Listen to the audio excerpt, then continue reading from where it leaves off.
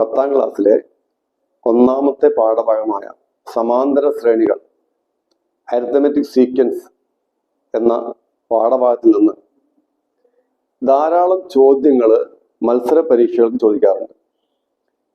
ഇത്തരം മത്സരാർത്ഥികൾക്ക് ഉപയോഗപ്പെടുന്ന രീതിയിൽ അതോടൊപ്പം തന്നെ ഇപ്പോൾ 10ാം ക്ലാസ്സിൽ പഠിക്കുന്ന കുട്ടികൾക്കും ഉപയോഗപ്പെടുന്ന രീതിയിലാണ് നമ്മൾ ഈ വീഡിയോ തയ്യാറാക്കിയിരിക്കുന്നത്.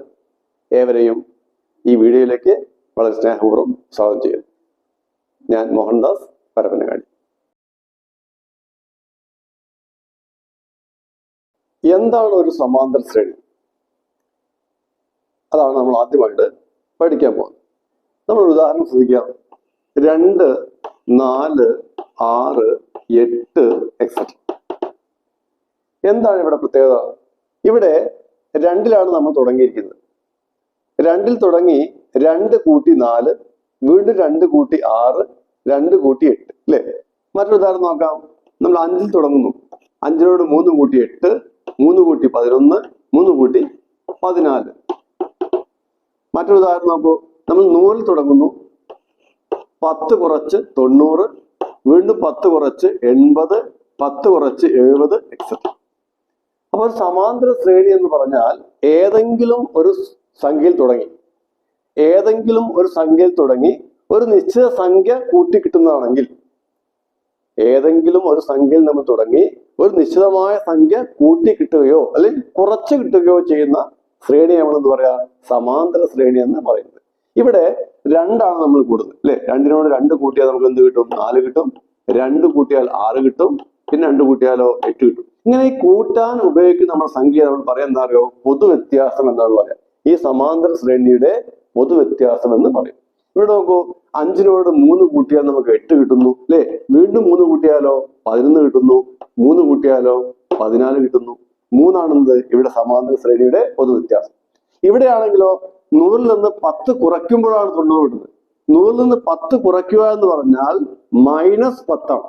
എന്ന് പറഞ്ഞാൽ 100നോട് -10 കൂട്ടുന്നു. 90ൽ നിന്ന് -10 അല്ലെ? 90ൽ നിന്ന് -10, അപ്പോഴാണ് 80 കിട്ടുന്നത്. ഇവിടെ എന്താണ്? -10 ആണ്. അപ്പൊ എന്താണ് പൊതുവ്യത്യാസം? -10 ആണ് പൊതുവ്യത്യാസം. അപ്പൊ പൊതുവ്യത്യാസം എന്ന് പറഞ്ഞാൽ ഏത് സമാന്തര ശ്രേണിയിലെ അടുത്തടുത്ത 2 സംഖ്യകൾ തമ്മിലുള്ള വ്യത്യാസമാണെന്ത്? പൊതുവ്യത്യാസം. അല്ലെങ്കിൽ രണ്ടാമത്തെ പദത്തിൽ നിന്ന് ഒന്നാമത്തെ പദം കുറയ്ക്കുകയോ, മൂന്നാമത്തെ പദത്തിൽ നിന്ന് രണ്ടാമത്തെ പദം കുറയ്ക്കുകയോ, അല്ലെങ്കിൽ ഏതെങ്കിലും ഒരു പദത്തിൽ നിന്ന് തൊട്ട് പിറകിലുള്ള പദം കുറച്ചാൽ നമുക്ക് എന്ത് കിട്ടും? ഒരു സമാന്തര ശ്രേണിയുടെ പൊതുവ്യത്യാസം കിട്ടും.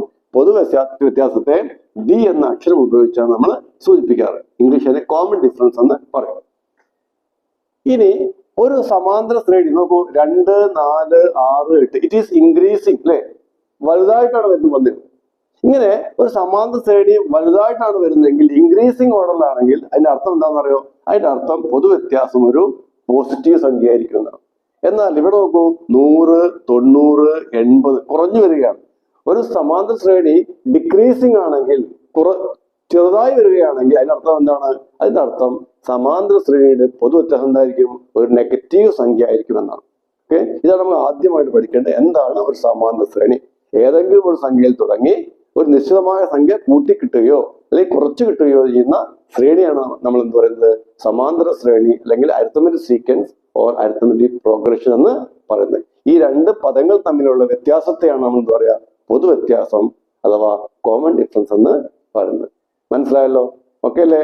ബോർഡിൽ ഏതാനും സമാന്തര ശ്രേണികൾ എഴുതിയിട്ടുണ്ട്. നമ്മൾ എഴുതിയിട്ടുണ്ട്. ഈ ഓരോ സമാന്തര ശ്രേണിയുടെയും പൊതുവ്യത്യാസം നമ്മൾ കണ്ടുപിടിക്കണം. ഒന്നാമത് നോക്കൂ. 5, 9, 13, 17 എക്സെട്ര. എന്താണ് ഈ സമാന്തര ശ്രേണിയുടെ പൊതുവ്യത്യാസം? പൊതുവ്യത്യാസം കണ്ടുപിടിക്കാൻ നമ്മൾ എന്താ പറഞ്ഞതെന്ന് അറിയോ? ഏതെങ്കിലും ഒരു പദം മൈനസ് തൊട്ട് പിറകിലുള്ള പദം അല്ലെ? ഏതെങ്കിലും ഒരു പദം മൈനസ് തൊട്ട് പിറകിലുള്ള പദം. ഇവിടെ നോക്കൂ. 9ൽ നിന്ന് കുറച്ചാൽ മതി, 5 കുറച്ചാൽ മതി.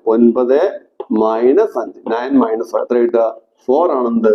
പൊതുവ്യത്യാസം. Common difference = 4. Second term minus first term.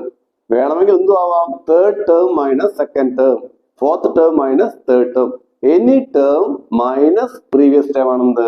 Common difference. രണ്ടാമത്തെ എക്സാമ്പിൾ നോക്കൂ. 0, 6, 12, 18 എക്സെട്ര. 0, 6, 12, 18 എക്സെട്ര. ഈ അരിത്തമെറ്റിക് സീക്വൻസിന്റെ എന്താണ് പൊതുവ്യത്യാസം നോക്കൂ. 6 മൈനസ് 0 അല്ലെ, 6 മൈനസ് 0. എത്രയാണ് 6 മൈനസ് 0? 6 തന്നെയാണല്ലോ, 6 തന്നെയാണ് അല്ലേ. അപ്പൊ 6 ആണെന്ത് ഇവിടെ ഇതിന്റെ കോമൺ ഡിഫറൻസ്, പൊതു വ്യത്യാസം. 6 നിന്ന് 0 കുറയ്ക്കാം, അല്ലെങ്കിൽ 12 നിന്ന് 6 കുറയ്ക്കാം, അല്ലെങ്കിലോ 18 നിന്ന് നമുക്ക് 12 കുറച്ചാലും മതി. മൂന്നാമത്തെ എക്സാമ്പിൾ നമുക്ക് 10, 4, -2, -8. ഇവിടെ ഈ സമാന്തര ശ്രേണി വലിയ സംഖ്യയിൽ നിന്ന് ചെറുതായിട്ടാണ് അല്ലെ, ഡിക്രീസിങ് ഓർഡർ ആണ്. അപ്പൊ എന്തായാലും നമുക്ക് പൊതുവ്യത്യാസം, പൊതുവ്യത്യാസം സമം രണ്ടാമത്തെ പദം മൈനസ് ഒന്നാമത്തെ പദം. 4 മൈനസ് 10. 4 നിന്ന് നമുക്ക് 10 കുറയ്ക്കണം അല്ലെ. 4 നിന്ന് 10 കുറയ്ക്കുമ്പോൾ ചെറിയ സംഖ്യയിൽ നമ്മൾ വലിയ സംഖ്യയാണ് കുറയ്ക്കേണ്ടതെങ്കിൽ നമ്മൾ എന്ത് ചെയ്താണെന്ന് അറിയോ, വലിയ സംഖ്യയിൽ നിന്ന് ചെറിയ സംഖ്യ കുറയ്ക്കുക. 10 നിന്ന് കുറയ്ക്കുക, 4 കുറച്ചാൽ നമുക്ക് എന്ത് കിട്ടും? 6 കിട്ടും. പിന്നെയോ നെഗറ്റീവ് ചിഹ്നമാണ്. ഓക്കെ, ഇതാണ് ഡി. ഡി എന്താണ്? -6. നേരത്തെ ഞാൻ പറഞ്ഞിരുന്നു, ഒരു സമാന്തര ശ്രേണി എന്താണെങ്കിൽ ഡിക്രീസിങ് ആണെങ്കിൽ, ചെറുതായിട്ട് വരികയാണെങ്കിൽ എന്തായിരിക്കും പൊതുവ്യത്യാസം? ഒരു നെഗറ്റീവ് സംഖ്യ ആയിരിക്കും. 4 നിന്ന് 10 കുറയ്ക്കുന്നത്. 4 - 10. ചെറിയ സംഖ്യയിൽ നിന്ന് വലിയ സംഖ്യ കുറയ്ക്കേണ്ടി വരുമ്പോൾ വലിയ സംഖ്യയിൽ നിന്ന് ചെറിയ സംഖ്യ കുറയ്ക്കുക, എന്നിട്ടോ ചിഹ്നം എന്തിടുക? മൈനസ് ഇടുക. ഓക്കെ, ഇനി മൂന്നാമത് നോക്കൂ. 11, 22, 33, 44 എക്സെട്രയാണ്. ഇപ്പൊ ഡി കണ്ടുപിടിക്കാൻ നമ്മൾ എന്ത് ചെയ്യുക? ഡി സമം എന്താണ്? Second term minus first term. 22 നിന്ന് എന്ത് കുറയ്ക്കാം? നമുക്ക് 11 കുറയ്ക്കാം. എത്ര കിട്ടും? അല്ലെ, 11 കിട്ടും, 11 കിട്ടും. ഓക്കെ, വളരെ ഈസിയാണ്. അവസാനത്തെ എക്സാമ്പിൾ -5, -12, -19, -26 എക്സെട്ര. എന്താ ഡി നോക്കൂ, ശ്രദ്ധിക്കണം. ഡി എന്ന് പറഞ്ഞാൽ second term minus first term, -12 minus -5, -12 minus -5. -12 നിന്ന് -5 എന്ത് ചെയ്യണം? നമ്മള് മൈനസ് ചെയ്യണം. എന്ത് കിട്ടും നോക്കൂ? -12. ഇവിടെ 2 മൈനസ് അടുത്ത് അല്ലേ, 2 മൈനസ് ഇങ്ങനെ അടുത്ത് വരുമ്പോൾ എന്തായിട്ട് മാറും? അത് പ്ലസ് ആയിട്ട് മാറും. നെഗറ്റീവ് ഓഫ് നെഗറ്റീവ് എന്താണ്? Become positive. So this is plus and what? 5. -12 + 5. ഒരു സംഖ്യ നെഗറ്റീവ് ആണ്, ഒരു സംഖ്യ എന്താണ്? പോസിറ്റീവ് ആണ്. ഒരു സംഖ്യ നെഗറ്റീവും ഒരു സംഖ്യ പോസിറ്റീവ് ആകുമ്പോൾ അല്ലെ, രണ്ടും 2 ഡയറക്ഷനാണ്. എന്ത് ചെയ്യണം നമ്മള്? അവ തമ്മിലുള്ള വ്യത്യാസമാണ് കണ്ടുപിടിക്കേണ്ടത്. 12ഉം 5ഉം തമ്മിലുള്ള ഡിഫറൻസ്, വ്യത്യാസം കണ്ടുപിടിക്കുക. എത്രയാണത്? 7 ആണ്. എന്നിട്ടോ വലിയ സംഖ്യ ഏതാണ്? 12 ആണല്ലേ വലുതായി, ചിഹ്നം ഇടുക -7. ഓക്കെ, ഒരു നെഗറ്റീവ് സംഖ്യയും ഒരു പോസിറ്റീവ് സംഖ്യയും തമ്മിൽ കൂട്ടുകയാണെങ്കിൽ വലിയ സംഖ്യയിൽ നിന്ന് ചെറിയ സംഖ്യ കുറച്ച് നമ്മൾ എന്ത് ചെയ്യുന്നു? വലിയ സംഖ്യയുടെ ചിഹ്നം. ഇപ്പൊ എത്ര കിട്ടി നമുക്ക്? കോമൺ ഡിഫറൻസ് -7 എന്ന് കിട്ടി. അപ്പൊ ഇങ്ങനെ ഏതൊരു സമാന്തര ശ്രേണിയുടെയും പൊതുവ്യത്യാസം നമുക്ക് കണ്ടുപിടിക്കാം. ഓക്കെ, ഓക്കെ ആണല്ലോ? നന്നായിട്ട് പഠിച്ചു പോകണം. ഏതൊരു സമാന്തര ശ്രേണിയുടെയും പൊതുവ്യത്യാസം കണ്ടുപിടിക്കാൻ എന്ത് ചെയ്താൽ മതി? ഏതെങ്കിലും ഒരു പദത്തിൽ നിന്ന് തൊട്ട് പിറകിലുള്ള പദം കുറച്ചാൽ മതി എന്നുള്ള ആശയം നമ്മൾ പഠിച്ചു കഴിഞ്ഞു. ഓക്കെ, അടുത്തതായി നമ്മൾ പഠിക്കാൻ പോകുന്നത് ഒരു സമാന്തര ശ്രേണിയുടെ തുടർച്ചയായ 3 പദങ്ങൾ തമ്മിൽ എന്തെങ്കിലും ബന്ധമുണ്ടോ എന്നാണ് നമ്മൾ പരിശോധിക്കുന്നത്. നോക്കൂ, നമ്മള് 3, 3ഉം 5ഉം 8, 5ഉം 13. എന്താണ്? ഇതൊരു സമാന്തര ശ്രേണിയിലെ തുടർച്ചയായ 3 പദങ്ങളാണ് അല്ലെ. 3, 8, 13 എന്താണ്? ഒരു സമാന്തര ശ്രേണിയിലെ തുടർച്ചയായ 3 പദങ്ങളാണ്. നമ്മള് ഈ ഒന്നാമത്തെ പദവും മൂന്നാമത്തെ പദവും തമ്മിൽ ഒന്ന് കൂട്ടി നോക്കേ. 3ഉം 13 തമ്മിൽ കൂട്ടി എത്രയാ? 3ഉം 13 കൂട്ടിയാൽ 16 ആണ് അല്ലെ, 16 ആണ്. 3 + 13 = 16. ഈ 16ഉം ഈ രണ്ടാമത്തെ പദം തമ്മിൽ എന്താ ബന്ധം? ഈ രണ്ടാമത്തെ പദത്തിന്റെ അല്ലെ, രണ്ടാമത്തെ പദത്തിനെ 2 കൊണ്ട് ഗുണിച്ചാൽ നമുക്ക് എന്ത് കിട്ടും? 16 കിട്ടും. ഇതെന്ത് മനസ്സിലാകും നമുക്ക്? ഒന്നാമത്തെ പദവും മൂന്നാമത്തെ പദവും എന്തിന് തുല്യമാണ്? കൂട്ടിയാൽ അത് രണ്ടാമത്തെ പദത്തിന്റെ ഇരട്ടിക്ക് തുല്യമാണ്, ഡബിളിന് തുല്യമാണ്. മറ്റൊരു രീതിയിൽ പറഞ്ഞാൽ ഈ 3ഉം 13ഉം തമ്മിൽ കൂട്ടിയ 16 ഉണ്ടല്ലോ, ആ 16ന്റെ പകുതി കണ്ടുപിടിച്ചാൽ നമുക്ക് എന്ത് കിട്ടും? മധ്യപദമായ 8 കിട്ടും. ഇതൊരു പ്രധാനപ്പെട്ട ആശയമാണ്. എന്ന് പറഞ്ഞാൽ എ, ബി, സി എന്നിവ, എ, ബി, സി എന്നിവ എന്താണെങ്കിൽ ഒരു സമാന്തര ശ്രേണിയിലെ തുടർച്ചയായ 3 പദങ്ങളാണെങ്കിൽ, if A, B and C are 3 consecutive terms of an arithmetic progression, നമുക്ക് ഇങ്ങനെ ബി കണ്ടുപിടിക്കാൻ പറ്റുക അറിയോ? B is equal to A plus C/2 എന്നായിരിക്കുമെന്ന് മനസ്സിലാക്കും. ഓക്കെ, എയും ബിയും സി എന്താണ്?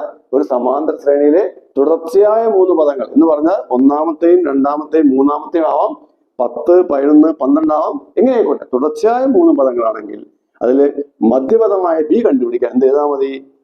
ഒന്നാമത്തെ പദമായ എയും മൂന്നാമത്തെ പദമായ സിയും തമ്മിൽ കൂട്ടി എന്ത് ചെയ്താൽ മതി? 2 കൊണ്ട് ഹരിച്ചാൽ മതി. അപ്പം മധ്യപദം കണ്ടുപിടിക്കാൻ a+c/2 എന്ന ഈ ഒരു ഫോർമുല നമുക്ക് ഉപയോഗിക്കാം. ഒന്നുകൂടി പറയുകയാണ്, എ ബി സി എന്നിവ എന്താണ്? ഒരു സമാന്തര ശ്രേണിയിലെ തുടർച്ചയായ 3 പദങ്ങളാണെങ്കിൽ മധ്യപദം ബി സമന്താണ് a+c/2 എന്ന ഒരു ആശയം നമ്മൾ വളരെ നന്നായിട്ട് പഠിച്ചു വെക്കാം. പരീക്ഷയ്ക്ക് ചോദിക്കുന്ന. ഓക്കെ, നമുക്ക് 1-2 ചോദ്യങ്ങൾ പരിശോധിക്കാം. 24x 42 എന്നിവ ഒരു സമാന്തര ശ്രേണിയിലെ തുടർച്ചയായ 3 പദങ്ങളാണെങ്കിൽ എക്സിന്റെ വില എത്രയാണെന്ന് ചോദിക്കാം. If 24x 42 are 3 consecutive terms of an arithmetic sequence, what is the value of x എന്നാണ് ചോദിക്കുന്നത്. നോക്കൂ, നമ്മൾ പഠിച്ചെന്താണ്? എ ബി സി എന്നിവ എന്താണ്? ഒരു സമാന്തര ശ്രേണിയിലെ തുടർച്ചയായ 3 പദങ്ങളാണെങ്കിൽ ബി സമം എന്താ പഠിച്ചത്? ബി സമം a+c/2 എന്നാണ് പഠിച്ചത്. അങ്ങനെയാണെങ്കിൽ എന്തായിരിക്കും ഇവിടെ എക്സ്? മധ്യപദമായ എക്സ് സമം 24 + 42/2 ആയിരിക്കുമല്ലോ അല്ലെ. 24ഉം 42ഉം കൂട്ടി എന്ത് ചെയ്യുക? 2 കൊണ്ട് നമ്മൾ ഹരിക്കുന്നു. എത്രയാണ് 24 42 കൂട്ടി? നോക്കെ, 20ഉം 40ഉം 60ആണ്. 4 2 6 ആണ്, 66 അല്ലെ. 66/2 എത്ര കിട്ടും? 33. എന്താണ് എക്സിന്റെ വില? എക്സിന്റെ വില 33 ആയിരിക്കും. ഇതുപോലെ തന്നെ 1-2 ക്വസ്റ്റ്യൻ നമുക്ക് പരിശോധിക്കാം. 12x 26 എന്നിവ എന്താണ്? ഒരു സമാന്തര ശ്രേണിയിലെ തുടർച്ചയായ 3 പദങ്ങളാണെങ്കിൽ എന്താണ് എക്സിന്റെ വില? എക്സ് സമം എന്ത് വരും? 12 + 26/2. എത്രയാണ് 12 + 26? 26നോട് 12 നമ്മൾ കൂട്ടി എത്ര കിട്ടുക? 38 കിട്ടും അല്ലെ, /2. എത്രയാണ് 38ന്റെ പകുതി? വളരെ എളുപ്പം പറയാം, 19. 19 ആണെന്ത്? എക്സിന്റെ വില. ശരിയാണല്ലോ. ഒരു ഉദാഹരണം കൂടി പരിശോധിക്കാം. 13x 35. 13x and 35 are 3 consecutive terms of an arithmetic sequence. What is the value of x? X is equal to അല്ലെ, മധ്യപദമായ x സമം എന്താണ്? 13 + 35. 13 + 35/2. 35 + 30 എത്രയാണ്? 35 + 13 48. 48 ആണ്. /2 എത്രയാണ്? 24. അപ്പൊ ഇത്തരം ചോദ്യങ്ങള് നമ്മളെ മത്സര പരീക്ഷയ്ക്ക് മാത്രമല്ല 10ാം ക്ലാസ്സിലെ പരീക്ഷയ്ക്കും മത്സര പരീക്ഷകൾക്കും ചോദിക്കാറുണ്ട്. നന്നായിട്ട് പഠിച്ച് സെറ്റായി വെക്കണം. ഓക്കെ ആണല്ലോ അല്ലെ? ഓക്കെ. ഇപ്പോൾ നമ്മൾ പഠിച്ച ആശയം ഉപയോഗിച്ച് ചോദിക്കാവുന്ന ഒരു പ്രധാനപ്പെട്ട ചോദ്യമാണ് ബോർഡ് എഴുതിയിരിക്കുന്നത്. എന്താണ് നോക്കൂ, k+2 4k - 6 3k - 2 എന്നിവ ഒരു സമാന്തര ശ്രേണിയിലെ തുടർച്ചയായ 3 പദങ്ങളായാൽ കെയുടെ വില എന്ത് എന്നാണ് ചോദിച്ചിരിക്കുന്നത്. എന്താണ് നോക്കൂ, k+2 4k - 6 3k - 2 are 3 consecutive terms of an arithmetic sequence. What is the value of k? Okay, ഇതൊരു PSC പരീക്ഷ ചോദിച്ചതാണ്. അപ്പൊ നമ്മൾ പഠിച്ചതാണല്ലോ. ഒന്നാമത്തെ പദം എ, രണ്ടാമത്തെ പദം ബി, എന്താണ് മൂന്നാമത്തെ പദം സിയും ആണെങ്കിൽ എന്തായിരിക്കും? ബി സമം മധ്യപദമായ ബി സമം a+c/2 ആണെന്ന് നമ്മൾ പഠിച്ചാണ്. അപ്പൊ നമ്മൾ എന്ത് ചെയ്യുന്നു? ബി എന്താണ് ഇവിടെ? ബി 4k - 6 അല്ലെ, നമ്മൾ സബ്സ്റ്റിറ്റ്യൂട്ട് ചെയ്യാം. 4k - 6 is equal to എക്ക് പകരം എന്താണ്? എ സമം എന്താണ്? k+2 പ്ലസ് സിക്ക് പകരം എന്താണ്? സിക്ക് പകരം 3k - 2 /2. ശരിയാണല്ലോ. B is equal to a+c/2. അപ്പൊ 4k - 6 is equal to k+2 plus 3k - 2/2. That is equal to, ഇവിടെ ഒരു k ഉണ്ട്, ഇവിടെ എന്തുണ്ട് നോക്കൂ, 3k ഉണ്ട് അല്ലെ. നമുക്ക് ഈ kയും ഈ 3kയും തമ്മിൽ ആഡ് ചെയ്യാം. We can add like terms അല്ലെ. ഒരേ പദങ്ങൾ, സജാതീയ പദങ്ങൾ തമ്മിൽ എന്ത് ചെയ്യാം? നമുക്ക് കൂട്ടാം. ഇവിടെ k ഉണ്ട്, ഇവിടെ 3k ഉണ്ട്, കൂടി എത്ര കിട്ടുക? 4k 4k. പിന്നെയോ ഇവിടെ +2 ഉണ്ട്, ഇവിടെ -2 ഉണ്ട് അല്ലെ. 2 ഉണ്ട്, -2. എത്ര? 2 - 2 0 ആയിപ്പോ, 0 ആയിപ്പോ, ക്യാൻസൽ. പിന്നെ എന്തെങ്കിലും ബാക്കിയുള്ളൂ? ഒരു 2 ബാക്കിയുണ്ട്. 4k/2 എത്ര? 4k/2 2k അല്ലെ. 2k 2k.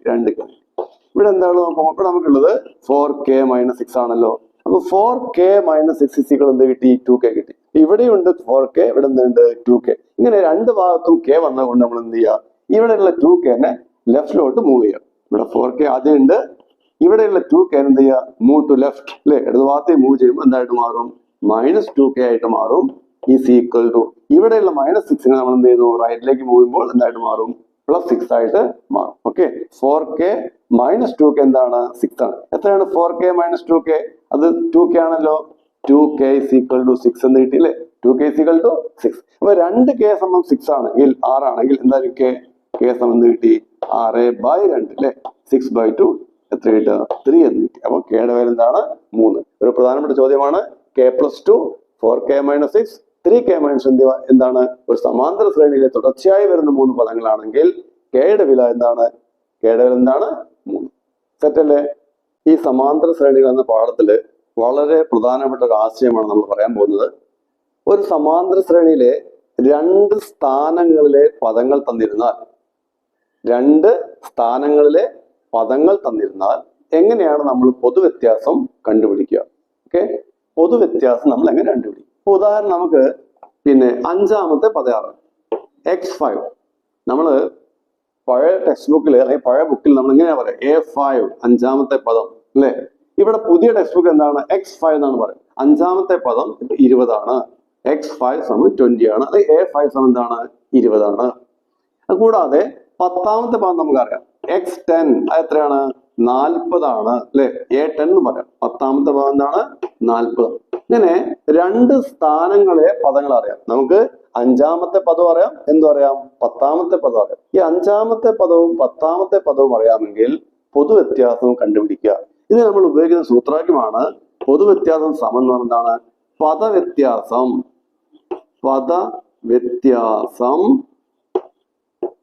Divided by സ്ഥാനവ്യത്യാസം. എന്താണ് സ്ഥാനവ്യത്യാസം. പദവ്യത്യാസത്തെ സ്ഥാനവ്യത്യാസം കൊണ്ട് എന്ത് ചെയ്താൽ മതി ഹരിച്ചാൽ മതി. അതായത് term difference by position difference. ഇവിടെ നോക്കൂ ഇവിടെ നമ്മള് 10ാമത്തെ പദമാണ് എന്ത് അല്ലെ 40. അപ്പൊ 40 ആണ് 10ാമത്തെ പദം -20 ആണ് എന്ത് അഞ്ചാമത്തെ പദം. അപ്പൊ പദങ്ങൾ തമ്മിലുള്ള വ്യത്യാസം 40 - 20 പദങ്ങൾ തമ്മിലുള്ള വ്യത്യാസം ബൈ ഇനി എന്ത് വേണം അവയുടെ സ്ഥാനങ്ങൾ തമ്മിലുള്ള വ്യത്യാസം. 40 എത്രാമത്തെ പദമാണ് 40 10ാമത്തെ പദമാണ്. 40 എന്താണ് 10ാമത്തെ പദമാണ്. -20 20 അഞ്ചാമത്തെ പദമാണ് അല്ലെ? നോക്കൂ 10ാമത്തെ പദം 40 അഞ്ചാമത്തെ പദം 20. മുകളിൽ എന്താണ് പദങ്ങൾ തമ്മിലുള്ള വ്യത്യാസം, താഴെ എന്താണ് സ്ഥാനങ്ങൾ തമ്മിലുള്ള വ്യത്യാസം. Term difference by position difference. എത്രയാണ് 40 - 20 20 ആണല്ലോ അല്ലെ 20 ആണ്. എത്രയാണ് 10 - 5 5. അപ്പൊ 20/5 സമം കിട്ടി നമുക്ക് 4. പൊതുവ്യത്യാസം 4 എന്ന് കിട്ടി. അപ്പം വളരെ പ്രധാനപ്പെട്ട ഒരു സൂത്രവാക്യമാണത്. എന്താണ് പൊതുവ്യത്യാസം എന്ന് പറഞ്ഞാൽ പദവ്യത്യാസം ബൈ സ്ഥാനവ്യത്യാസം. Common difference is equal to term difference by position difference. ഈ ഒരു ആശയം ഉപയോഗിച്ചുകൊണ്ടുള്ള കണക്കുകൾ ധാരാളമായിട്ട് ചോദിക്കാറുണ്ട്. വളരെയധികം ശ്രദ്ധയോടുകൂടി പഠിക്കേണ്ട ഒരു സൂത്രവാക്യമാണ് എന്താണ് പദവ്യത്യാസം ബൈ സ്ഥാനവ്യത്യാസം. ഓക്കെ ആണല്ലോ?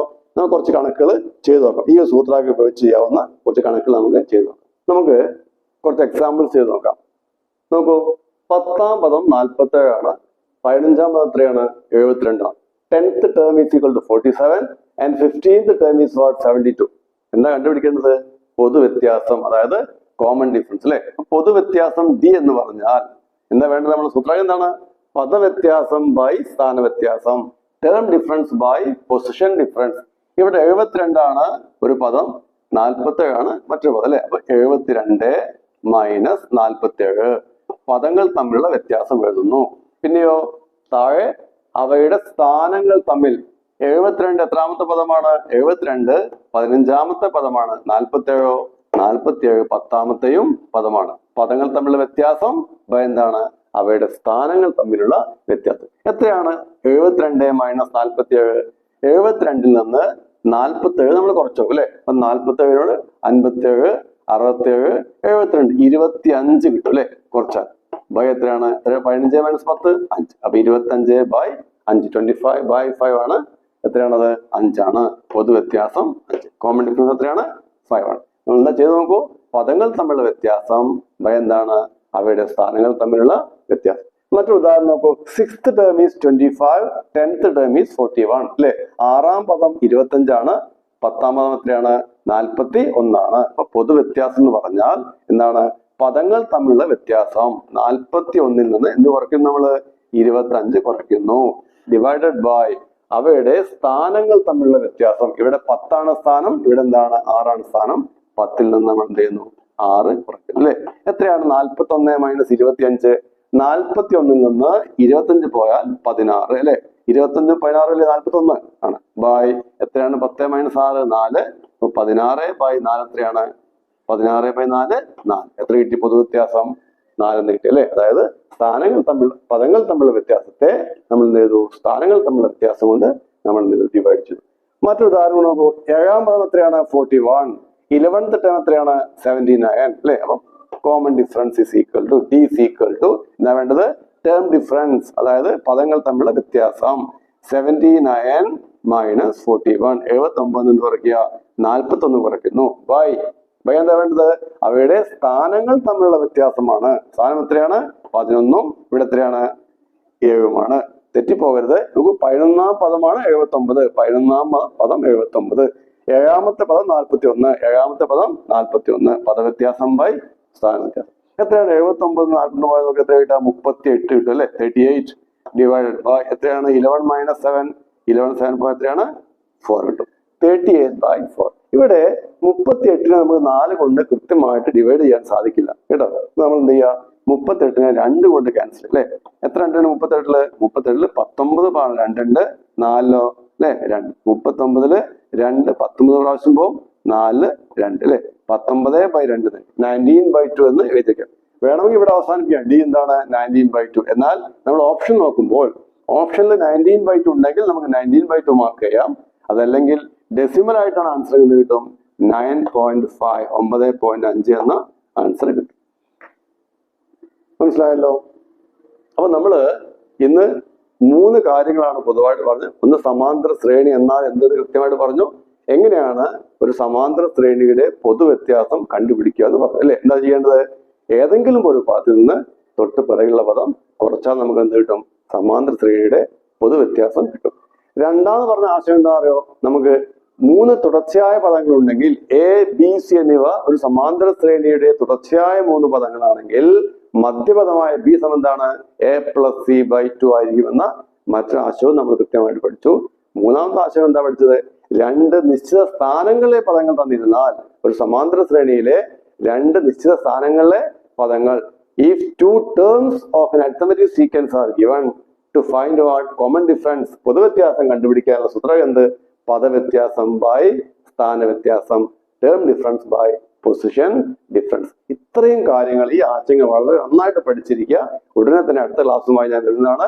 എല്ലാവർക്കും ഒരിക്കൽ കൂടി നന്ദി പറയുകയാണ്. എന്റെ ക്ലാസ് കേട്ടതിന്.